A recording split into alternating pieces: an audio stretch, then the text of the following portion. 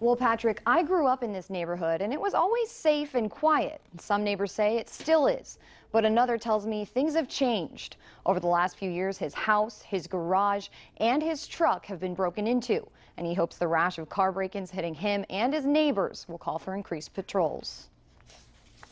The inside of this car may look nice and clean now, but this morning it was a different story. I had a bag on the back seat that was on the front seat, so that was kind of my first clue. That's strange. My glove box was open, my center console was open. It was a mess. And when Dina Enzer saw the inside of her white Toyota 4Runner torn apart, she tells me her initial thought one of her kids was searching for something inside. But it was too much of in disarray and a mess. And when she saw these Charlotte County Sheriff's Office patrol cars near her home on Creek Drive, she knew something was up. In Enzer's case, the thieves didn't get away with much. Some coins that I had in a cup. But others weren't so lucky. She says the man living in this home woke up to find his truck stolen, but it was later recovered down the road at the beach complex. And on the next block, Graham Street, it was a potential hit to Ray Smith's business. They took my bank bag, which had a few checking accounts in it. Meaning the crooks could have had access to his banking accounts. I canceled all the accounts this morning and then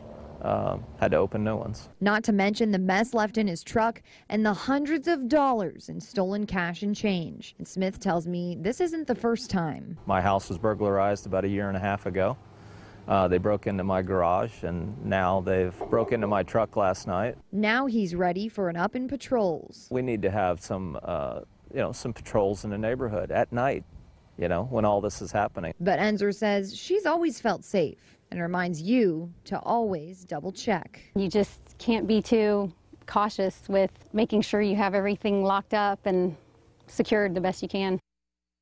Now, the Charlotte County Sheriff's Office says at this time it's unknown if all these break-ins are related and no arrests have been made. They add the truck that was stolen did have its keys inside and want to remind you that you have a major role in keeping your car safe. Lock your car doors and do not leave those valuable items inside.